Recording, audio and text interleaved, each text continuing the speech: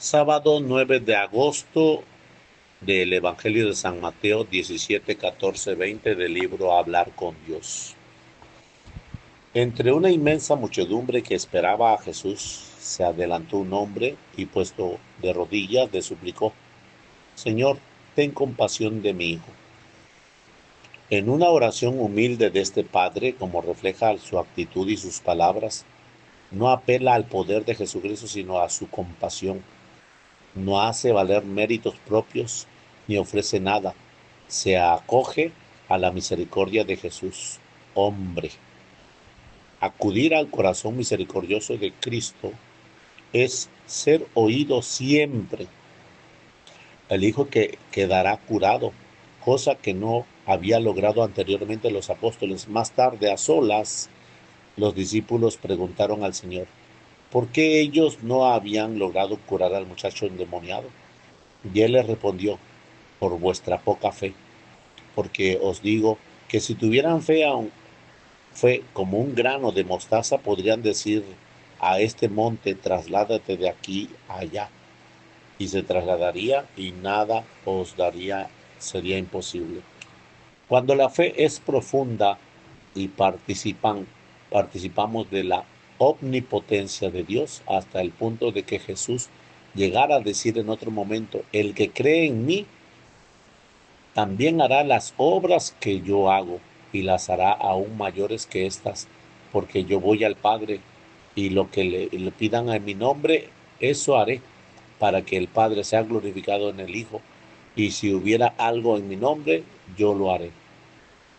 Y comenta San Agustín, no será mayor que yo el que en mí crea, sino que yo haré entonces cosas mayores de las que ahora hago. Realizaré más por medio del que cree en mí que lo hará que lo que ahora realizo por mí mismo. El Señor dice a los apóstoles en este pasaje del Evangelio de hoy que podría trasladar montañas de un lugar a otro y empleando una expresión proverbial. Entre tanto, las palabras del Señor se cumplen todos los días en la iglesia de un modo superior. Algunos padres de la iglesia señalan que se llevó a cabo el hecho de trasladar una montaña siempre que alguien con la ayuda de la gracia llegue donde las fuerzas humanas no alcanzan. Así sucede en la obra de nuestra santificación personal, que el Espíritu Santo va realizando en el alma y en el apostolado. Es un hecho más sublime que el de trasladar montañas que se operan cada día entre tantas almas santas, aunque pase inadvertido a la mayoría. Los apóstoles y muchos santos a lo largo de los siglos hicieron admirables milagros, tanto en el orden físico como en los milagros más grandes y más importantes han sido, son y serán los de las almas, que habiendo estado sumidas a la muerte del pecado y de la ignorancia y de la mediocridad espiritual, renacen y crecen en la nueva vida de los hijos de Dios. Si hubiéramos, si tuvieras fe tan grande como un granito de mostaza, harías eso y más. ¿Qué promesa hiciera esta es, es, exclamación del Maestro? Promesa para la vida sobrenatural de nuestra alma, para el apostolado, para todo aquello que nos es necesario. Señor, ¿por qué no hemos podido curar al muchacho? ¿Por qué no hemos podido hacer el bien en tu nombre? San Marcos dice. Y muchos manuscritos de los que se recogen en el texto de San Mateo añade estas palabras del Señor. Esta especie de demonio no puede ser expulsado sino por la oración y el ayuno. Los apóstoles no pudieron liberar a ese endemoniado por falta de la fe necesaria, una fe que había de expresarse en oración y mortificación. Y nosotros también nos encontramos con gente que precisa de estos remedios sobrenaturales para que salga de la postración del pecado y de la ignorancia religiosa. Ocurre con las almas algo semejante en lo que sucede en los metales que funden a diversas temperaturas, la dureza interior de los corazones necesarios según los casos, mayores, medios, sobrenaturales, cuanto más empecimados están ante están en el mal. No dejemos a las almas sin remover por falta de oración y de ayuno. Esta fe tan grande como un grano de mostaza es capaz de trasladar los montes, nos enseña el Señor. Pidamos muchas veces a lo largo del día de hoy, en este momento de oración, esa fe que luego se traduce en abundancia de medios sobrenaturales y humanos. Esta es la victoria que vence al mundo, nuestra fe. Ante ella caen los montes, los obstáculos más formidables que podemos encontrar en el camino, porque nuestro Dios no pide batallas. Caminar, pues, con alegría y seguridad en el nombre del Señor, sin pesimismos. Si surgen dificultades más abundantes, llegan también la gracia de Dios. Y así parecen más dificultades, el cielo baja más gracia de Dios. Que hay muchas dificultades, hay mucha gracia de Dios. La ayuda divina es proporcionada a los obstáculos que el mundo y los demonios opongan a la labor apostólica. Por eso incluso me atrevería a afirmar que conviene que haya dificultades, porque de ese modo tendríamos más ayuda de Dios. Donde abundó el pecado, sobreabundó la gracia. Las mayores trabas en esos milagros que el Señor también quiere realizar ahora en las almas, con nuestra colaboración pueden venir sobre todo en nosotros mismos, porque podemos con visión humana empequeñecer el horizonte que Dios abre continuamente en, en amigos, parientes y compañeros de trabajo o de estudio o conocidos. No demos a nadie por imposible en la labor apostólica, como tantas veces ha demostrado los santos. La palabra imposible no existe en el alma que vive de fe verdadera.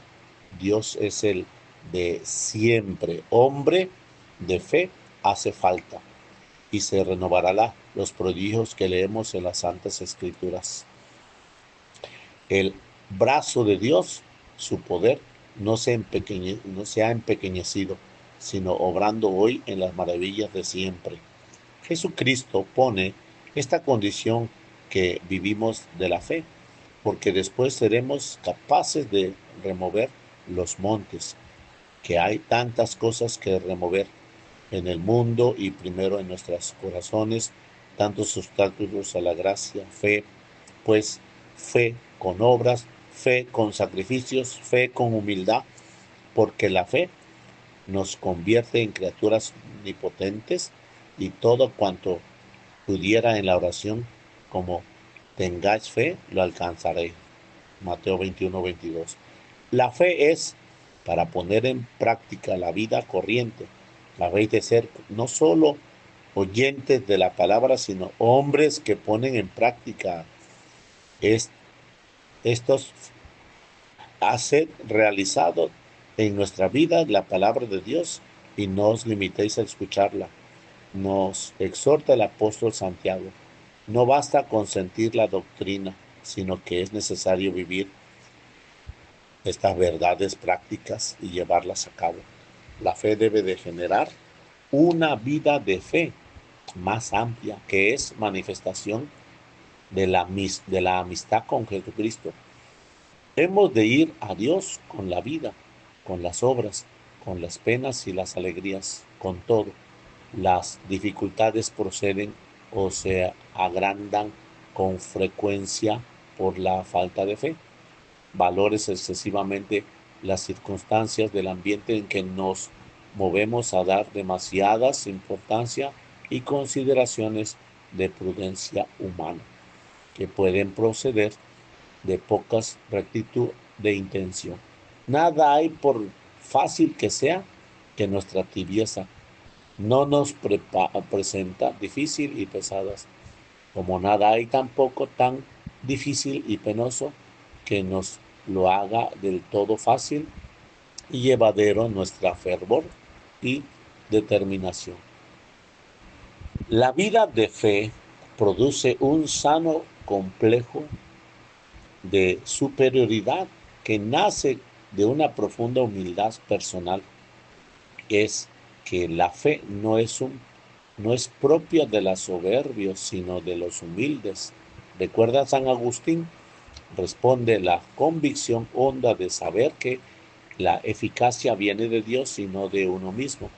Esta confianza lleva al cristiano a afrontar los obstáculos que encuentra en su alma y en los apostolados con moral de victoria, aunque en ocasiones los frutos tardan en llegar.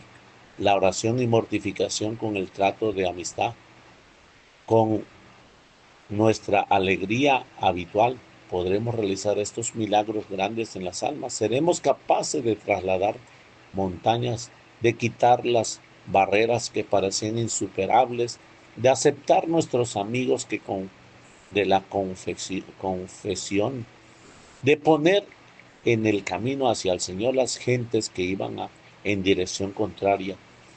Es fe capaz de trasladar montes de alimento en el trato íntimo con Jesús, a la oración y en los sacramentos. Nuestra Señora, Madre Santísima, nos enseña a llenarnos de fe, con amor y de audacia ante el quehacer que Dios nos ha señalado en medio del mundo, pues ella es el buen instrumento que se identifica por completo con la misión recibida. Una vez conocidos los planes de Dios, Santa María los hace cosa propia, no solo algo ajeno para ella. En el cabal desempeño de tales proyectos compromete por entero su entendimiento, su voluntad y su energía. En ningún momento se nos muestra la Santísima Virgen como una especie de marioneta inerte, ni cuando emprende, vivaz el viaje de la montaña de Judea para visitar a Isabel, ni cuando ejerciendo la verdad de papel de madre busca y encuentra a Jesús niño en el templo de Jerusalén, ni cuando provoca el primer milagro del Señor, ni cuando aparece al pie de la cruz en que muere su hijo. Es ella quien libremente, con el decir hágase, pone en juego su personalidad entera para el cumplimiento de las tareas recibidas, una tarea que de ningún modo le resulta extraña. Los de Dios son los intereses personales de la Santa María Virgen. No es ya solo que ninguno mira privado, sino dificultece los planes del Señor. Es que además aquella mirar propia era exactamente esos planes de Dios, en ella y en cada uno de nosotros.